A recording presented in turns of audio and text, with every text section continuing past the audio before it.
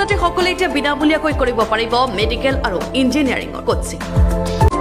এই কোচিংসমূহৰ বাবে এতিয়া ছাত্ৰ-ছাত্ৰীসকল যাব নালাগে দিল্লী, কোটা আদি ঠাইলৈ।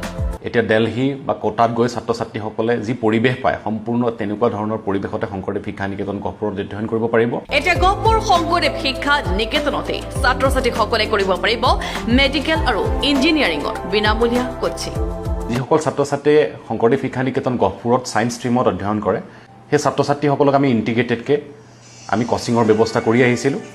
এই বছৰৰ পৰা আমি সকলো ছাত্ৰ-ছাত্ৰীৰ বাবে আমি যিটো লং টাৰ্ম কোৰ্চ হয় আমি 8 মাহৰ সম্পূৰ্ণ ছাত্ৰ-ছাত্ৰীসকলক আৱাসিক পৰিৱেশত ৰাখি আমি অভিজ্ঞ শিক্ষকসকলৰ জৰিয়তে মেডিকেল আৰু ইঞ্জিনিয়াৰিঙৰ কোচিঙৰ ব্যৱস্থা কৰিছোঁ।